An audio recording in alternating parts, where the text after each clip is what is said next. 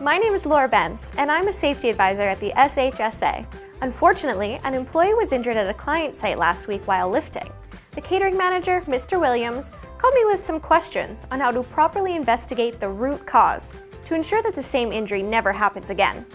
Watch as I support Mr. Williams to uncover the real root cause through the process of investigation. Laura, thanks for coming. Of course, I'm glad you called. It's been a long time since we've had an injury. I want to make sure this doesn't happen again. I can't remember the last time I've had to conduct an investigation. Well, Mr. Williams, I commend you for wanting to investigate thoroughly. It's essential to preventing future injuries, and often the cause is very different than how things appear. Michael was rushing to offload the truck. He should have been taking his time. He obviously forgot his safety training.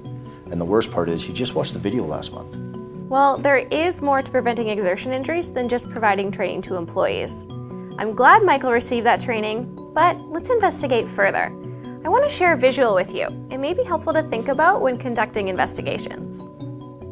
Picture a tree, which consists of many different parts: the leaves, the trunk, and the roots. Much like the many parts of a tree, an incident or injury has many different causes.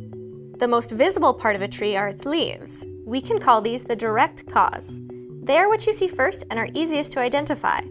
But without more of the tree, there would be no leaves. So let's look further. Next, you see the trunk of the tree, which supports those leaves. Consider the trunk of an investigation the indirect cause, causes which created the condition for the incident to occur. Just like the trunk of a tree provides the nutrients for the leaves to grow, the indirect causes often feed or allow the direct cause of an incident to occur.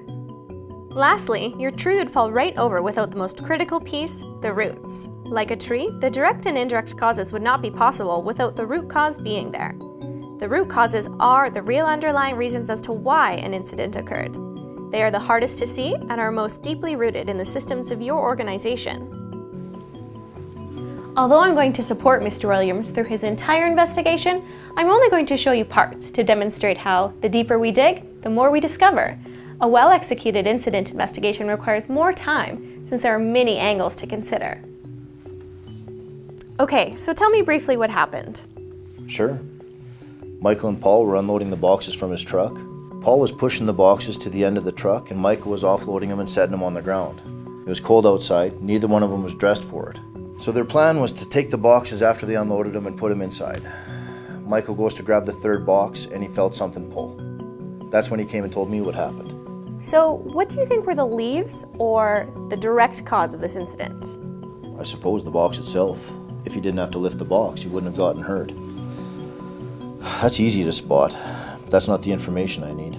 Exactly. So now consider the trunk in the visual.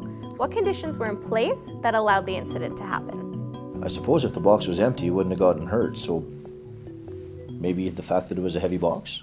You're on the right track. The weight could be a factor. The method used to lift is too. With Michael bending and twisting every time, that's an unsafe procedure all on its own. True.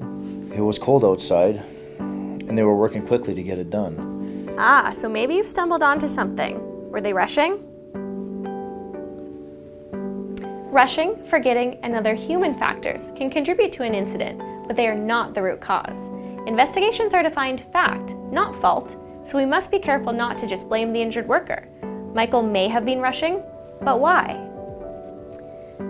We've identified some direct and indirect causes now, but you don't get a tree trunk and leaves without the roots. So let's go deeper to identify the root cause as to why this incident happened. You mentioned that Michael watched a video on safe lifting. Was that all he received for training? No.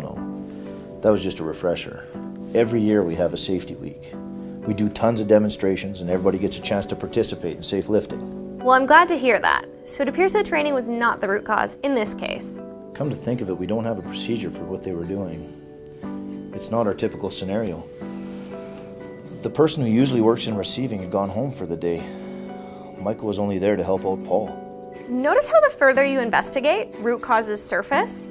What I see is a scheduling or a staffing issue. If your receiver had been there, Michael wouldn't have had to go out to help.